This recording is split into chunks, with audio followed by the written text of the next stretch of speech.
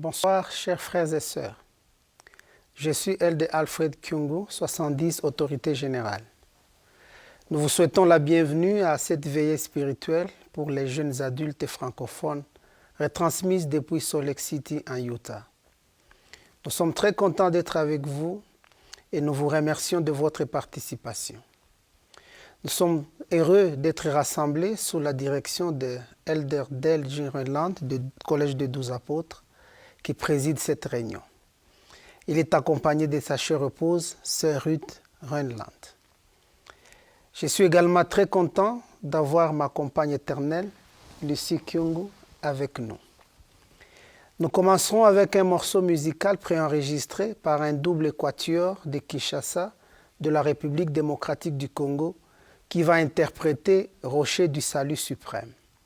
Les chanteurs sont Dianeline Kabasele, Bénédicte Mambassa, Gracia Mananga, Keren Mpemba, Victor Bukassa, Jolie Aboko, Parfori Mukuna et Ghislain Kalemba. Ils sont accompagnés à l'orgue par Ethan Trésor Kalambaï et dirigés par Ange Mambassa. Après ce morceau musical, Myriam Kalumba Monga de Kinshasa, en République démocratique du Congo, offrira la prière d'ouverture.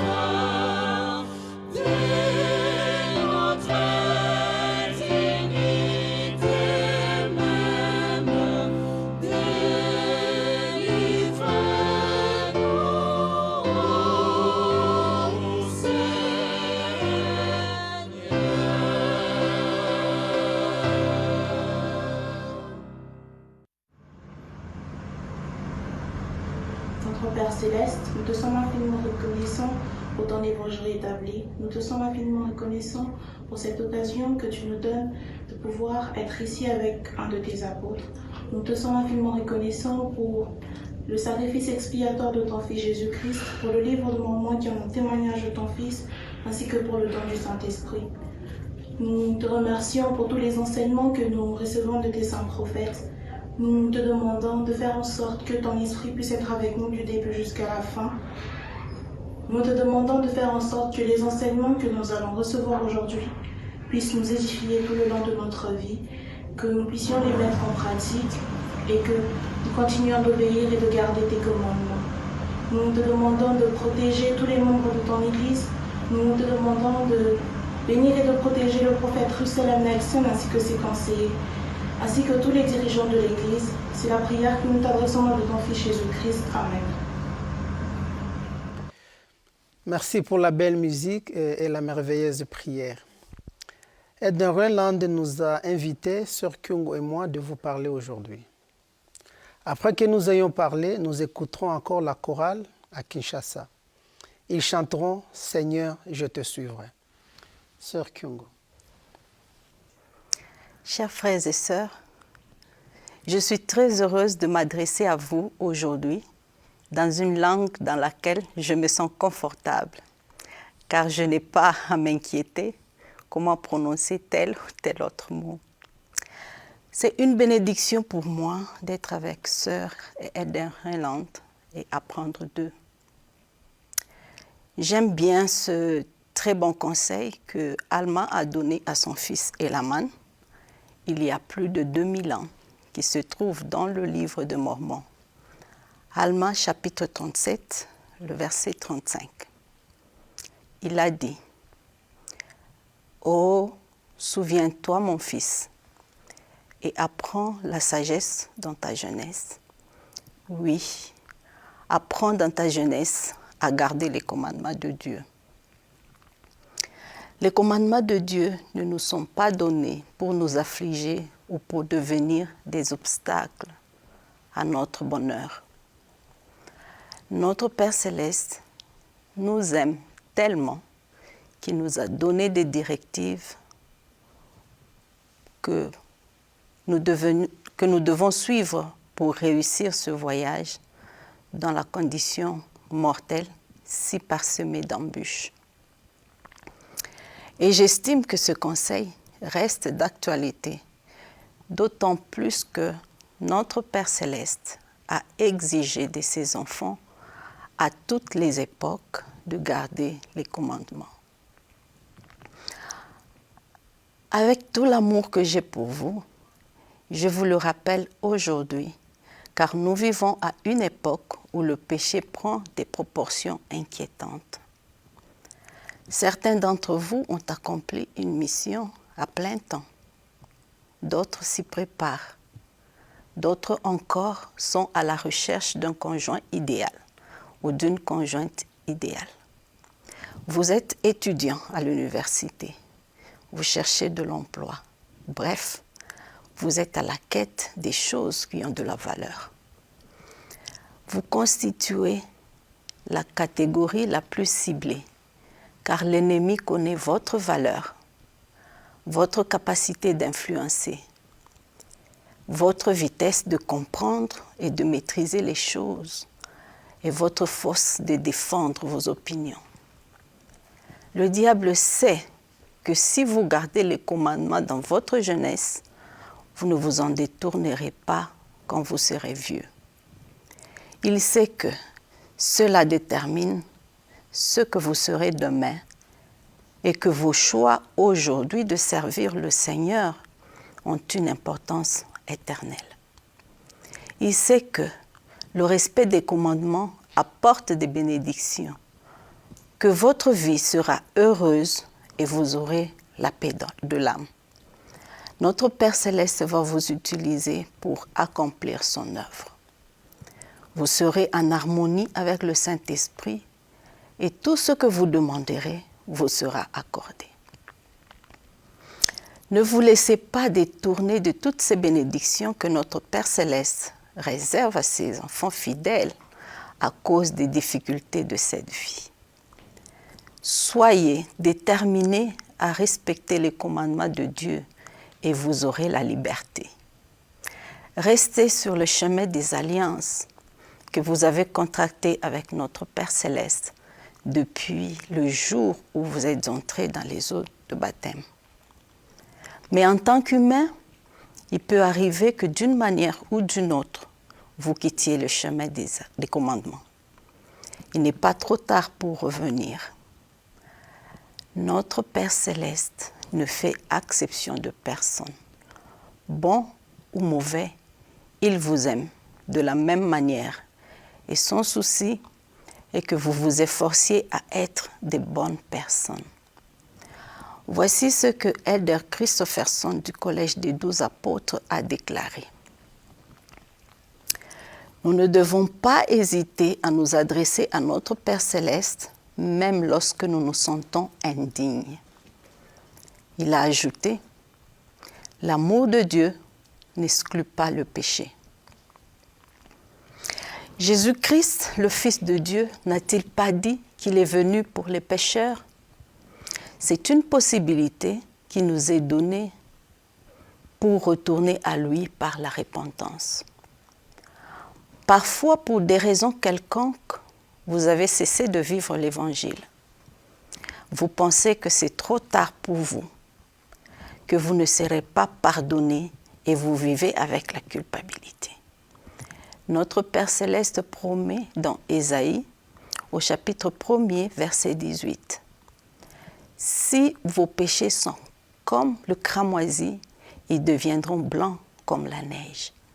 S'ils sont rouges comme la pourpre, ils deviendront comme la laine. » Vous devez faire confiance à la bonté de Dieu et au pouvoir de l'expiation de Jésus-Christ. Vous avez peut-être honte ou peur du regard des autres. Qu'est-ce que les autres vont penser de vous? La femme pécheresse n'a pas regardé les autres. Elle s'est approchée du Christ malgré les moqueries, malgré les critiques des autres. Comme la femme pécheresse, approchez-vous du Sauveur sans vous soucier de ce que les autres pensent ou disent de vous. Parfois, sciemment, on ne veut pas abandonner le péché et on se console en disant « tout le monde le fait ». On pense que le chemin des alliances est difficile et on préfère s'éloigner de Dieu. Il n'y a pas de bonheur sans Christ et le vrai bonheur, c'est de suivre les voies de Dieu. Il a le souci que tous vous rentriez dans votre foyer céleste. Parfois, on est confus. On ne sait pas quoi faire, ni par où commencer. Vous avez vos parents et les dirigeants de l'Église. Dieu, notre Père céleste, les a placés pour vous. Ils sont disposés à vous aider, car celui qui cache ses transgressions ne prospère point. Pour vous protéger des pièges tendus par l'ennemi pour vous faire chuter, vous devez rester en sécurité auprès de notre Père céleste et de son Fils Jésus-Christ en gardant les commandements et en vous repentant chaque jour parce que personne n'est parfait. Et notre Père céleste et son Fils sont très tristes lorsque vous hésitez ou vous refusez de vous repentir. La vie est trop courte pour ne pas vous repentir ou pousser votre repentir à plus tard. Notre prophète Russell M. Nelson a dit à propos du repentir. Le repentir est la clé pour échapper au malheur infligé par les pièges de l'adversaire. À ce stade de notre progression éternelle, le Seigneur n'attend pas de nous la perfection. Par contre, il attend de nous que nous devenions de plus en plus purs. Le repentir quotidien est la voie de la pureté. Et de la pureté naît la puissance. La pureté personnelle fait de nous des instruments puissants entre les mains de Dieu. Notre repentir nous donnera du pouvoir pour participer au rassemblement d'Israël. Notre Père céleste se soucie de chaque jeune de l'Église. Le prophète, la première présidence et les 12 aussi. C'est pourquoi ils mettent à votre disposition toutes les ressources nécessaires pour vous maintenir sur le chemin des alliances. Souvenez-vous qui vous êtes, les filles et les fils de notre Père céleste qui vous aime d'un amour inconditionnel. Il veut que vous gardiez ses commandements et que vous vous repentiez chaque jour pour bénéficier de votre héritage éternel. Mon témoignage est que notre Père céleste et Jésus-Christ vous aiment. Ils veulent vous voir heureux dans cette vie et le bonheur vient lorsque vous vous repentez quotidiennement et vous vous efforcez à respecter les commandements de Dieu. Au nom de Jésus-Christ, Amen. Amen. Chers frères et sœurs, j'aime l'Institut des religions. Je suis moi-même un ancien étudiant de l'Institut des religions dans les années 1990. J'ai reçu mon premier certificat de l'Institut des religions sur le livre de Mormon en 1994 et le second en 1996, comme vous pouvez le voir. En 2004, je suis engagé comme coordinateur des séminaires instituts à Kinshasa, en République démocratique du Congo.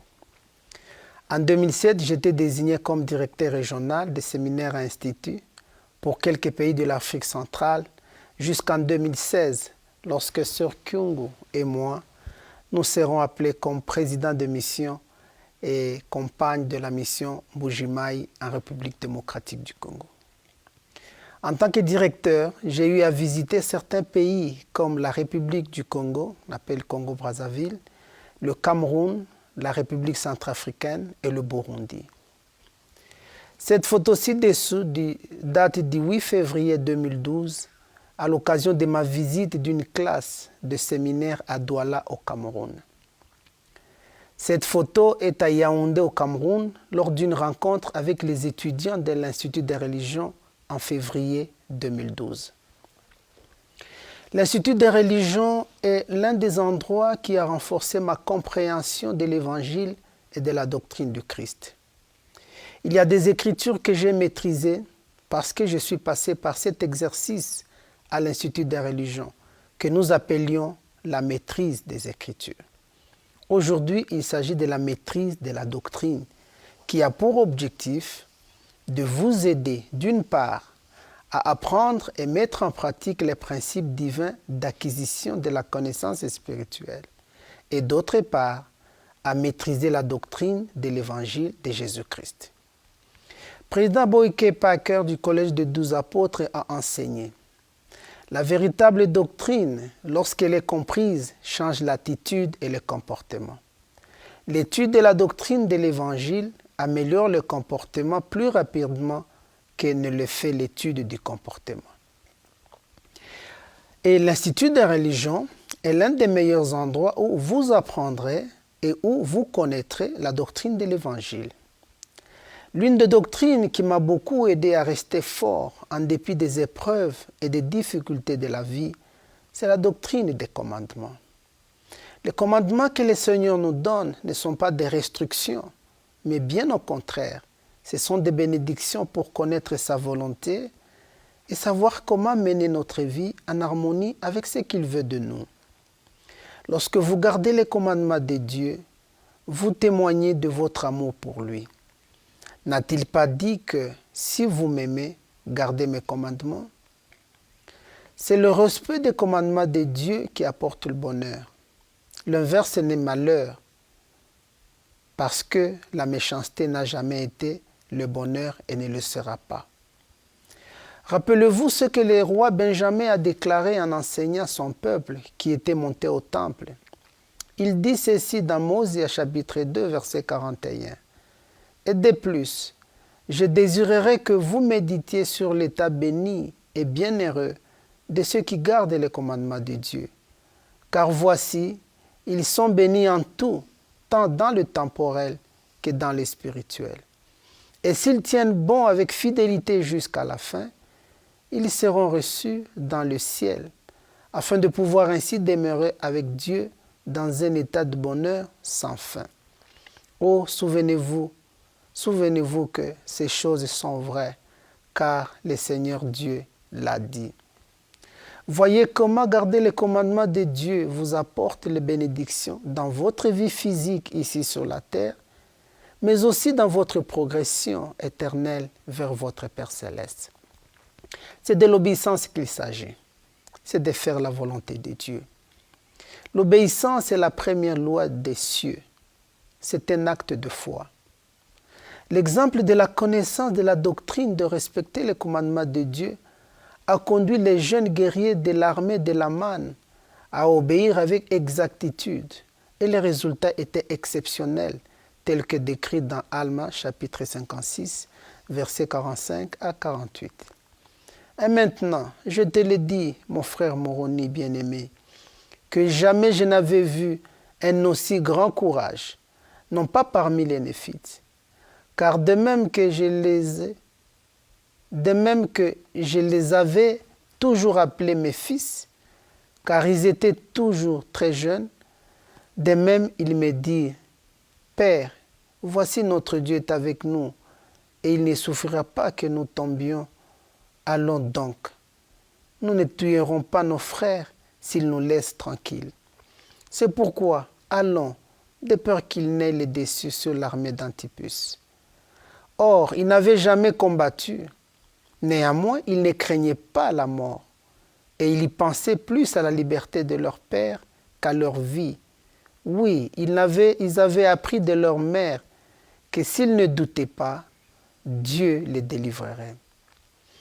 Et ils me répétèrent les paroles de leur mère, disant, « Nous ne doutons pas que nos mères le savaient. » Ces jeunes n'avaient aucune expérience de la guerre, mais grâce à leur connaissance, accompagnée de l'obéissance, leur attitude, leur comportement et leurs désirs ont complètement changé. Ils ont développé de nouvelles capacités, tant physiques que spirituelles. C'est effectivement ce qui est dit dans Prêcher mon évangile.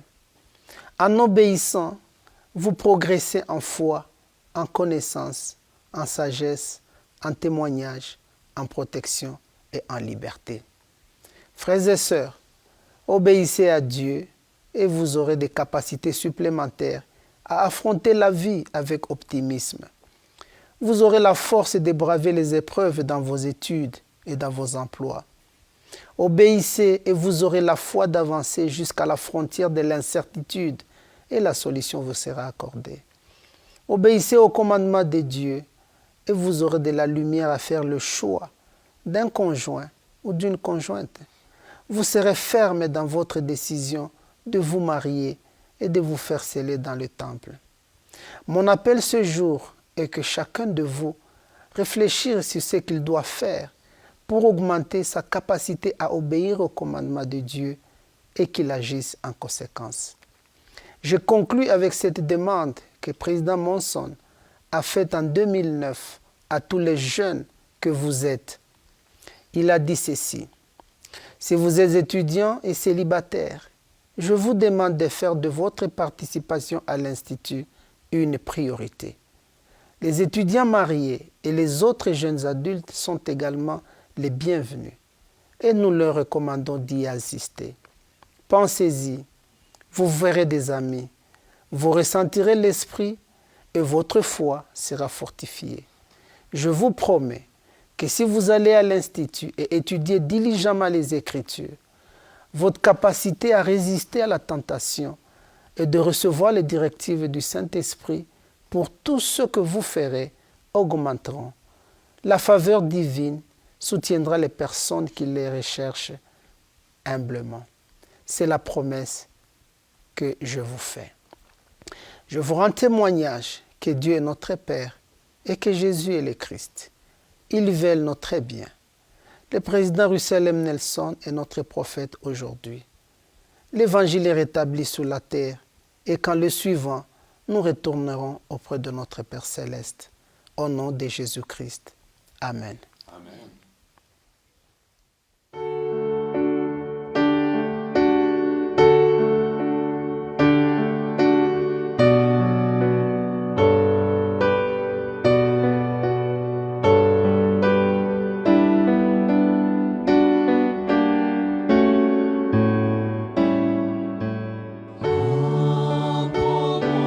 Jésus, à t'aimer, à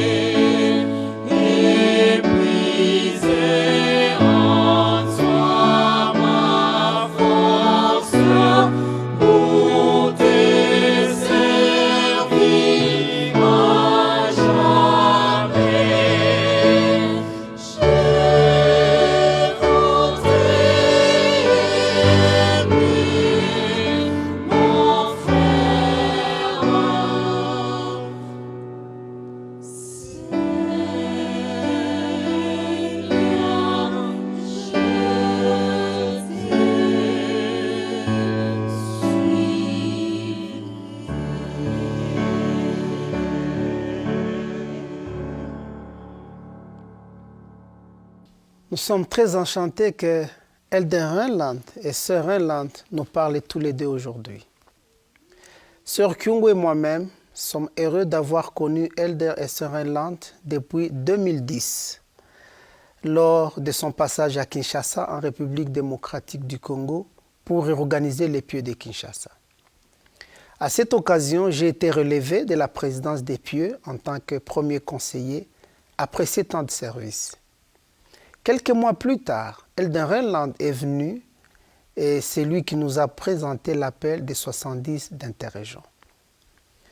Dans mes premiers pas de mon appel en tant que 70 d'Interrégion, j'ai eu le privilège de l'accompagner avec Sœur Ruth Runland pour créer les premiers pieux de Kananga en République démocratique du Congo en 2011.